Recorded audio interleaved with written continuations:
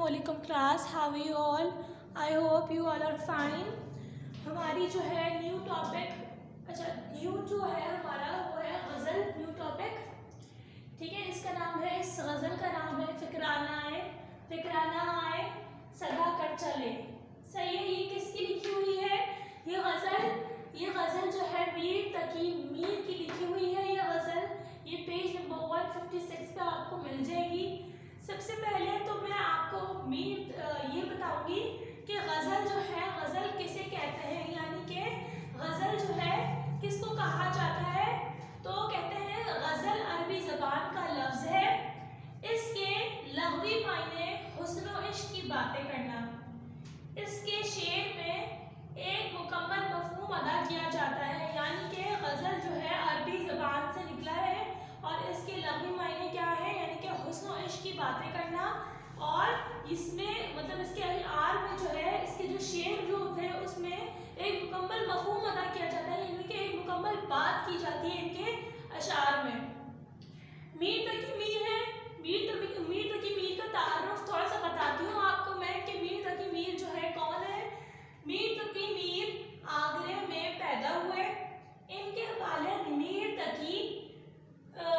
मुत्तकी, इनका नाम है मीर तकी और इनके वालिद का नाम है मीर मुत्तकी। एक दरवेश सख्त इंसानी, यानी कि एक बहुत नेक इंसान और अच्छे इंसान है। मीर जो है, अभी मीर साहब जो थे, मीर तकी मीर 9 साल के ही थे जब उनके वालिद का इंतकाल हो गया।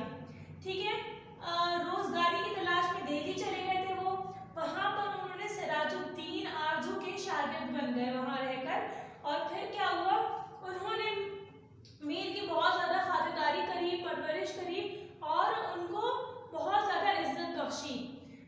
फिर कहते हैं कि आप मीर तकी खुदाए सखन, मीर तकी को क्या कहा जाता था? खुदाए सखन कहा जाता था।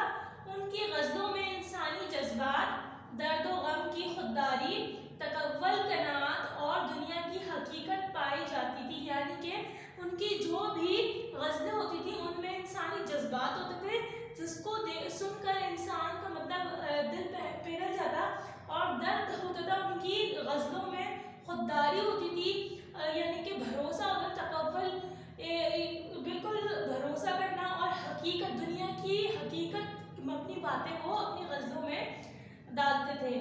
मीर तकी मीर का सारा कलाम कुलियाती मीर की सूरत में मौजूद है। ये गज़ल इसी कुलियात से ली गई है। ठीक है, ये जो हम गज़ल पढ़ने वाले हैं ये भी उसी कुलियात मीर की सूरत में ही है।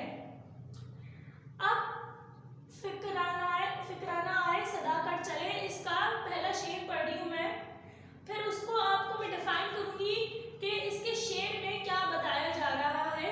सही है। फिक्राना आए सदा कर चले, मियाँ खुश रहो हम दुआ कर चले। इसमें मीर तकी क्या बोल रहे हैं? मीर तकी मीर जो है कहते हैं कि हमने इस दुनिया से कुछ ना लिया, बल्कि हम यहाँ मुसाफिरों और फकीरों की तरह रहे। यानी कि वो कह रहे हैं कि हमने जो है इस दुनिया से कुछ भी ना लिया, जैसे हम किस तरह रहे, यहाँ हम मुसाफिरों और फकीरों की तरह रहे। हमने दुनिया में अपने हिस्से का काम कर दिया, बिल्कुल इसी तरह जिस तरह एक फकीर सदा लगाता है, सदा लगाने का मतलब आवाज लगाता है और फिर आगे बढ़ जाता है, वो इस तरह की मिसाल ले रहे हैं मीर तकी मीर। इस तरह हमने अपने हिस्से का काम किया और आगे बढ़ गए।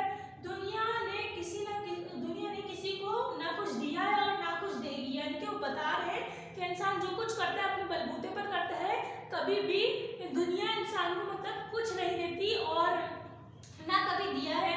यानी कि कह रहे हैं इंसान हमेशा खाली हाथ आया है और खाली ही हाथ जाएगा।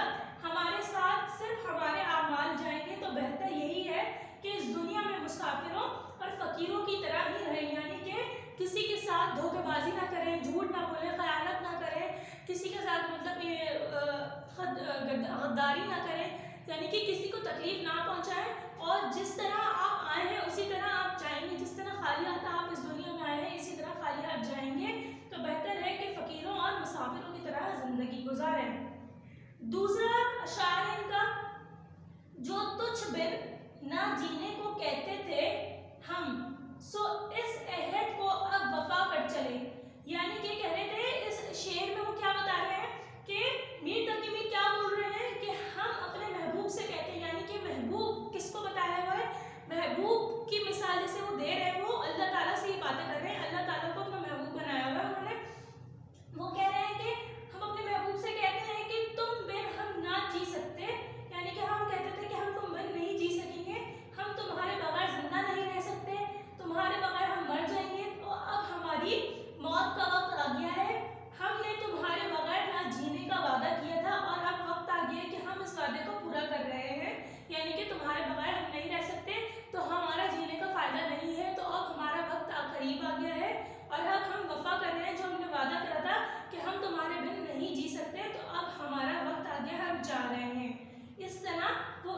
शेर में ही बात बता रहे थे।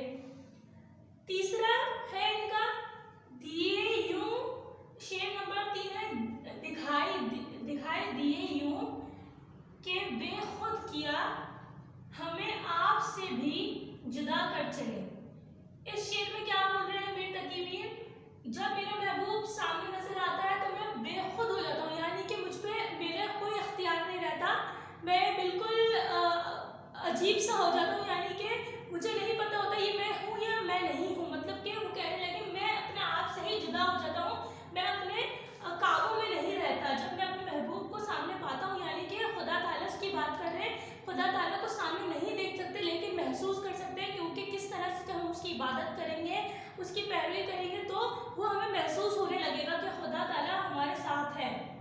तो कह रहे हैं मैं बेखुद हो जाता हूँ, अपने आप में नहीं रहता, मुझे अपनी खबर नहीं रहती, मेरी ज़ात फना हो जाती है और मैं यूं ही तो हो जाता हूँ। मतलब कि वो कह रहे हैं मैं खो जाता हूँ, एक तरह से मेरी ज़ात मेरी नहीं रहती, जब तुम नज़र आ जाते हो तो मैं खुद ख़त्म हो जाता हूँ, यानी कि खुद में नहीं रहता, तुम ही तुम रह जाते हो, जाने कैसे तुम मेरी ज़ात से जुदा कर देते हो, मुझे ही मेरी ज़ात से तुम जुदा कर देते हो। इस तरह वो बता रहे हैं, यानी कि वो बोल रहे हैं कि जब तुम नज़र आ जाते हो तो मैं ख़त्म हो जाता हूँ, मेरी ज़ात मेरी नहीं रहती है। सही है। वो कह रहे हैं कि इस शेर का मतलब असल जो है ना वो ये है कि इश्क़ हकीकी से भी निकलता है, यानी कि वो कह रहे हैं शेर का मतलब इश्क़ हकीकी भी निकलता है।